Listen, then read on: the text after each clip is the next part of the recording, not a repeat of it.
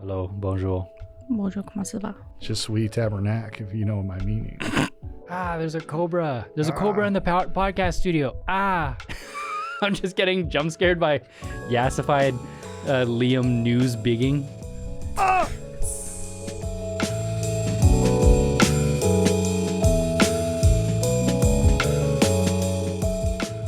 Hey there, I'm Leanna Bresson, the online editor for The Griff. And I'm Zach Defoe, the digital content editor for The Griff. Welcome to The Griff After Dark. This is a bi-weekly recap of all things Griff, McEwen, and downtown Edmonton. This is the 2024-2025 final episode of The Griff After Dark. Can you believe it? Whether or not it continues to September is up to the next people, the multimedia editor and is it still the online editor? Yeah. So please apply for those jobs. They pay $1 million per year, but you only get it at the end if you succeed. Otherwise, Ty cuts your head clean off of your shoulders. Speaking of Ty, we have Ty with us in the studio for our wrap up here. Yo. Woo! How are you feeling? Good. I feel like I should have like a WWE intro music when you introduce me. Yeah. What would your walk home music be? That's a heavy question for right now. I like the song "Where's Your Head At" by the Basement Jacks, but that's like not what my WWE character would be. So I don't know. Dude, you got to give me the lore. What is the alter ego Ty Sirikoone? I think Johnny Cage from Mortal Kombat. Oh yeah. I think it'd be fun to be Johnny Cage at least one time, but maybe not two times. What would your finisher be? Would it be the crotch punch or would it be something cooler? I like it when he kills people with an Oscar. That's stupid. I don't know. I actually don't know if that's a one, but I imagine it is. I'm almost sure that it's at least an X-ray move. He pulls an Oscar out, like down forward heavy punch. My public appearance is Johnny Cage, when my inner appearance is Sub-Zero. Sub-Zero in the sheets, Johnny Cage in the streets. It's cold. It's cold. It's very cold. You freeze. Nothing. You don't want to do anything. My genitals is just an icicle. Sorry, everyone. I don't like this conversation. This feels weird. We have to ask Sydney about that. So let's talk year-end wrap-up. What is it like wrapping up the 2024-2025 Griff season? I mean, the real answer is the past 2 weeks I've been tremendously stressed because we just aren't done everything that we started. But are we ever done anything that we start? Whoa. I don't know. I don't know what it's like to wrap up. I'm literally trying to finish this day, so then on Monday I can immediately start planning for next year. Like it does not stop. But at some point, the book, I don't know what the analogy I'm going for is. The coin needs to flip, the page needs to turn into the next chapter, and it's sad. I think that's really what it is just repressing a lot of sadness. We had a really good team, and now it's over. And now we need to start thinking about the new team, and I don't know who they are yet. And it's I don't know. It's a bundle of emotions and a bundle of work that I can't really wrap my head around, which is the answer people give when they don't have a real job and they don't do anything. Why do you consider EIC of the Griff not a real job? Here's how I'll put it. Yesterday I started this show with Seth Rogen. I don't know what it's called. Is it the new one? The studio? Yeah. Anyways, in the studio. Yeah. So he becomes like the head of a Hollywood movie studio. He immediately wants to start making like films, like fancy guy films. But Bryan Cranston is like the guy who owns the studio, and he just wants him to make normal movies. So there's this like conflict between managing expectations and juggling talent and his ego and the ego of other creators and other producers and stuff. And it's a big mess, but someone needs to like balance all of these things to get projects done. And I really related to it. And at the end of it, he looked like he was going to die and just needed to talk about how he felt like he was going to explode. That's what this podcast is, I think, is I feel like I'm going to explode. It's okay. It says no eat or drink. It doesn't mean you can't explode. No Slurpees, but you can blow up. You can sew a bomb into your stomach and blow up inside of here. I'm wearing white today. I just really hope that you don't do that. Well, it's more of a cream. Hey, Leanna, what would you do if someone captured you, put you in the back of a U-Haul, brought you to a hospital, sewed a bomb inside of you, and it only activated if you ate one specific food and you didn't know what that food was? What would you do? Eat every food I could. I'm deathly suicidal. I want to fucking die. However I could. Interesting. That Good also sounds like answer. the plot to that Scarlett Johansson movie. Lucy? I Do you know what that one is? The drugs? I don't know. Who's Scarlett Johansson? Does someone Really? Black Widow. I was Okay. fucking- I was does fucking- someone take Scarlett Johansson, put her in the back of a U-Haul, bring her to a hospital, sew a bomb inside of her, and then she Sort get, of. that's only activated, but it's only activated by her eating a very specific food that the doctor chose, and she doesn't know what food it is. The Okay, well, title, it's not that, but it's drugs. the title of the movie is Soy Sauce. You'll never guess. Ah! I wake up a cold sweat. I love soy sauce. Fuck. Looking back at August 2024, when you had your team together in the first room, looking back at those people and looking at what we've accomplished, what are some of the changes you've seen in the team and in yourself? I think overall for like the Griff, I realized that the Griff can just have a big ambition.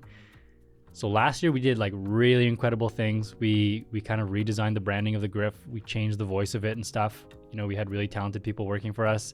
This year, I thought it was going to be the same thing. And the team this year took what we did last year and said, okay, well, what if we doubled that, you know, in terms of some of the scope of these stories and stuff like that. So from the beginning of the year, I was like, okay, business as usual. I did 1 year with this new kind of system. We're going to figure it out and do it again. It's going to be awesome. We're going to have so much fun. And then by the end, we're all going to be sad. After finishing this year, I'm like, there's so many things about the Griff that are absolutely fucking broken. Like, we just can't wrap our arms around the size of the projects that we're building. You know, it's like if we're sculpting a sculpture, the slab of marble is too big. We can't finish it by the end of the year. So the changes you've seen in the team and myself. Yeah. I think my ego has been broken so many times this year by the facts that I thought we could do stuff, and then we did do stuff, but then we had to do it again, and I was like, oh, I thought we were done. I didn't know we had to do it again. And I don't know. I keep coming back to this feeling that I feel like I've failed this year, and I don't know why. And it just feels like God has given me so much opportunity, you know, so much potential to help you guys do even more than you've done this year, which you've done a lot. And I feel like I haven't been able to give you everything, you know what I mean? And in terms of what I've seen in you guys, I mean, I didn't know that you guys could do that much. Like, I really didn't. You know, I hired you guys based off of, I think this team would work well together. The way I hire is like, is this like my Avengers? I need a Hulk, I need an Iron Man. This is a stupid analogy, but It's not. it needs to mesh together, right? There needs to be people who can work together. And you guys work together like easily right off the bat. I don't know, nothing really changed with you guys specifically, aside from how comfortable you were to go for it. Like this podcast, for example, I was talking to you about this, Zach, the other day.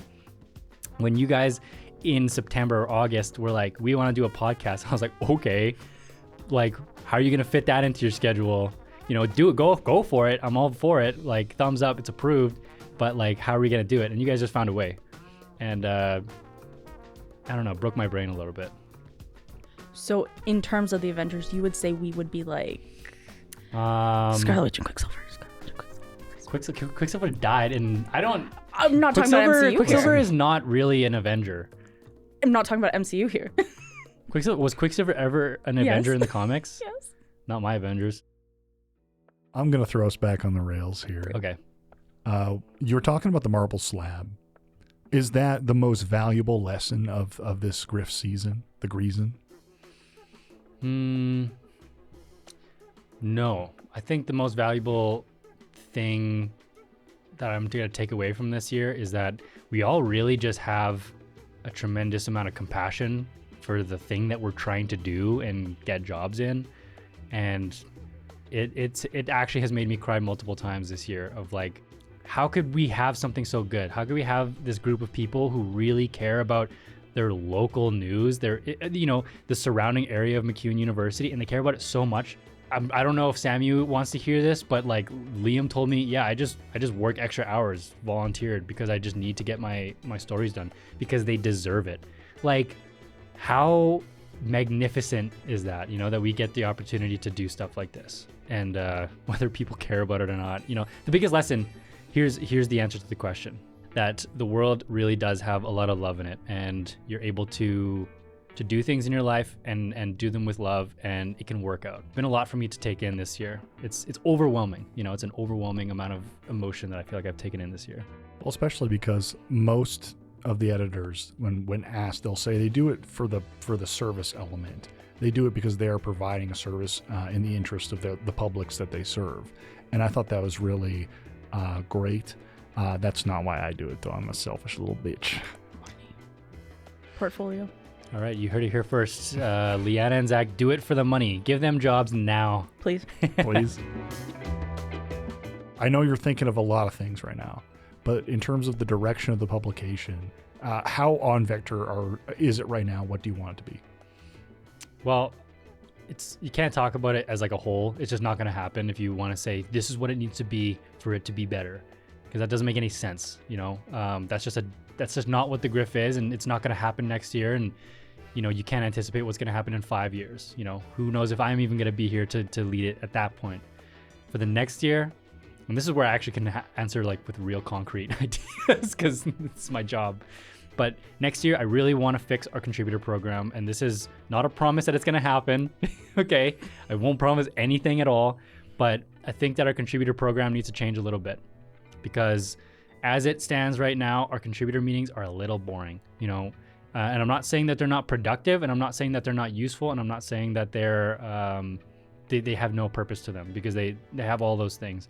They're just a little boring, and I really want people across MacEwan to be inspired to write for the Griff, not because it makes me look good or anything, but because it's a good opportunity to just get published in university.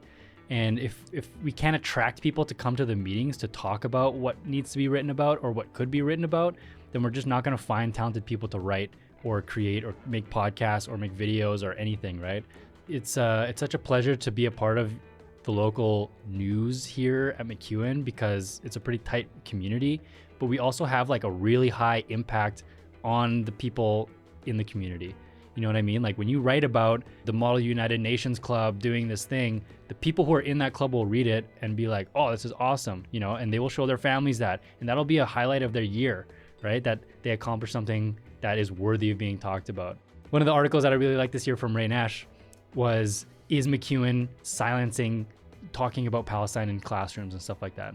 These are important topics that we can immediately see changes with if we just put in the effort to have those conversations and set the stage for those conversations to happen. But if we can't attract talented people, it's going to get stale. And that's one thing I want to work on. Sorry, ramble.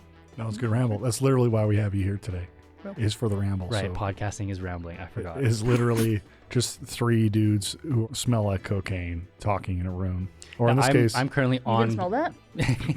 I've been smelling it all day, baby. Damn. That's how I get through the publication process. I'm always high on cocaine. Hey, Daryl Kotash from SAMU, my boss. No, I'm just kidding. I am on cocaine right now. I'm doing the drug cocaine, the illicit. Cut that. Technically, you're not working right now. Cut that. I'm off the shit.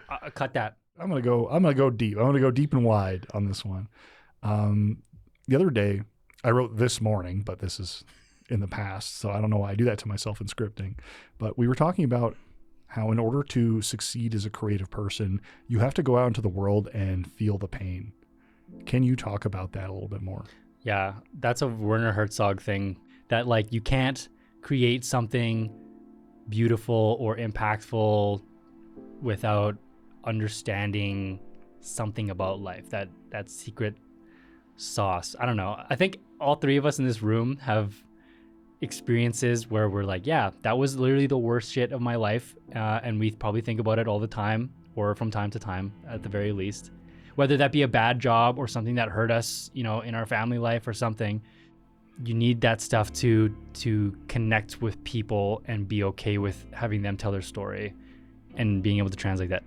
I wouldn't be able to be okay with all the shit that goes wrong in my job if I knew that there wasn't, worse things out there that could eat me alive. I think you have to suffer in your life. Maybe this is like my Buddhist side coming out, but you tap into something when you suffer. When you wake up and you're like, God damn it, I don't want to fucking do anything, but I have to. Only then can you access your, I don't know, like that inner spirit that you need to feel pain to find. I don't know if that makes sense at all. It does. It kind of reminds me of this quote by I think it's Flannery O'Connor, where it's like, a writer should experience everything up until they're 20 to have a lifetime of things to write about. Mm-hmm. And so by not going out and doing things and getting hurt, you have nothing to write about. And as writers, that's what we have to do. Well, like in a less spiritual sense, it's like, how are you going to figure out what fucking stories you want to write about if you don't go out and do stuff, you know? If you don't have a buddy who told you about this one thing one time that is really interesting to you, you might not have had that, you know, genius idea. So in a more practical sense, it's like, well, if you didn't go work at Safeway in the deli department, you might not know that people eat this kind of lunch meat more often than others, you know? There's just little things that you could draw upon from a wide variety of experiences. If you just study, like, for example, I'll use journalism. If you just study journalism, but you don't go out and talk to people, how could you ever be a journalist? If you just read books, how would you ever know what a beautiful cliffside vista would ever actually look like? You need to be able to see the world through your own eyes, process it, for you to really truthfully write something down that means something to someone. Otherwise, you're just a liar, right? Like you can't invent emotion and perspective. What would you say to somebody in the industry of journalism who says, no, you're getting too close to the story, your own emotions are getting in the way of the story? Well, I think if you're a journalist, it's your job to parse a story. You know, it's your job to take in all the emotions and then translate them onto the page. I don't actually think that you should be a part of the story. I think it's a slippery slope, and you know, you could be a part of the story if it really makes sense, but more often than not, I don't think that you should like be self-inserting or anything. But like, you know, if you take an interview with someone who's talking to you about you know, a racist experience that they went through where, you know, something bad happened to them or something, and it doesn't make you want to cry a little bit, like, you know, you're kind of a robot, and you're not going to be able to tell the human aspect of that story. You know what I mean? Like do it justice. Yeah. Give it the respect and weight in your article that it deserves. Like you kind of have to open yourself up to feeling the same pain as others. Even if you're just observing, like, you know, even if it's not an interview, if you're writing a story about homelessness, you know, you have to be able to put yourself in someone's shoes who's suffering and doesn't have what they need to get through the next day comfortably. You have to be able to go there, like, emotionally, you know, not to extract that emotion, but to represent it honestly. You know what I mean?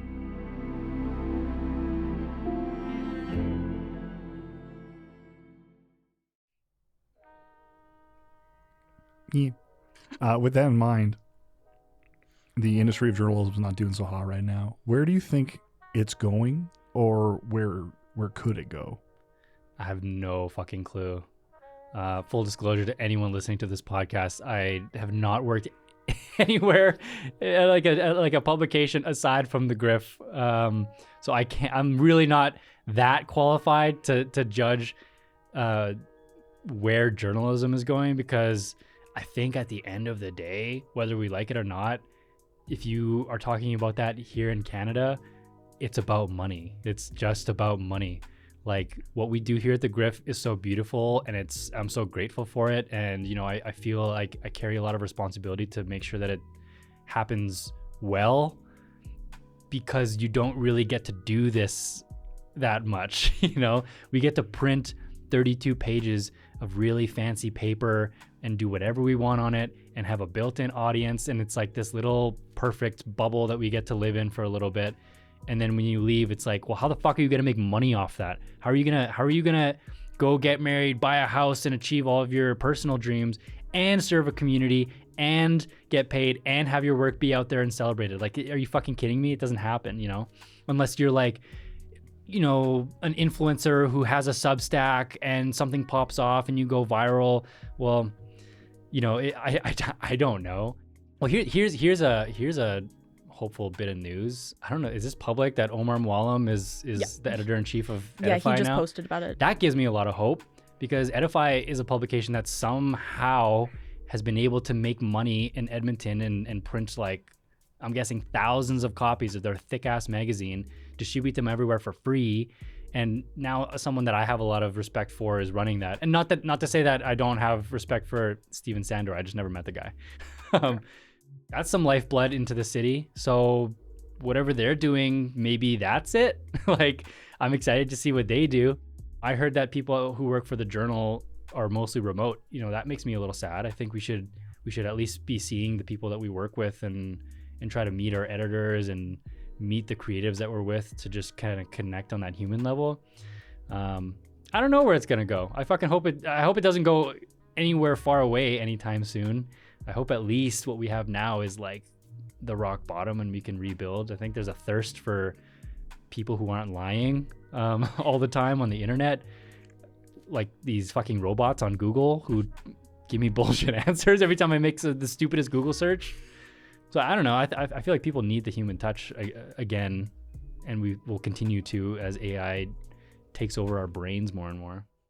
I mean, I agree. I think the veracity of information and our collective epistemology has suffered greatly in the post-truth era. So much so that like journalism it can sometimes feel pointless. Sort of just having to dig through the mud and dig through people that will never believe you no matter how much evidence or how much back work you've done. But there is an audience out there that does still appreciate it, though their numbers are dwindling. But it doesn't take very much for that trust to be betrayed and that attention to sway and people to get sucked into the algorithm, into the answers and responses and worldview that is cultivated for them to react to, whether or not that's farming their rage or stuff you like, or like Instagram reels of beautiful people or nice art, whatever you do. I think there needs to be a movement, hopefully in Gen Alpha, that points at AI. Giving up on Gen Z already, hey? Well, Damn, no, bro. I mean they're the middle. Like Gen X was the first generation to sort of be skeptical of TV. They're the first generation to sort of wise up to the techniques of television. We're the generation that, well, I assume not you. You're young, Leanna. I'm Gen Z. Gen Z. Leanna's 12 years old. My point is, each generation becomes wary to the advertising constructs, to the marketing constructs, to the manipulation tactics in the media of the former generation, the one that was most effective. So Gen Alpha right now is coming up with AI ubiquitous to their life already out of the womb. I think it's going to take one more generation before that generation, whatever they are, is able to point at AI and then come up with strategies to avoid it and to cultivate their algorithms appropriately without a huge amount of effort. For me, as a filthy fucking Hogwarts house choosing ass millennial, it is a great amount of effort to make the algorithm work for me and not for someone who's trying to take my attention.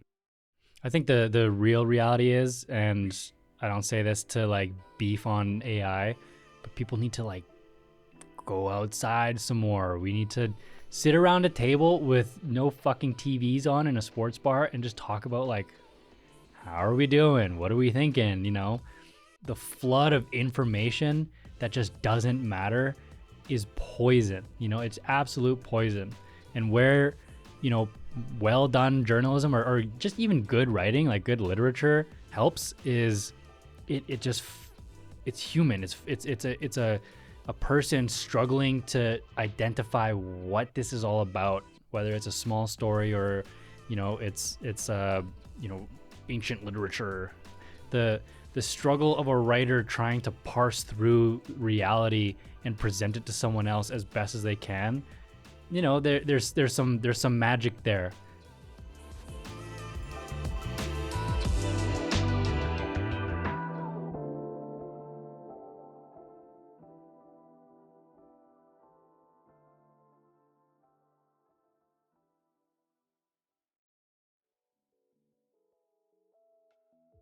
Thanks for joining us for the last episode of the Griff After Dark.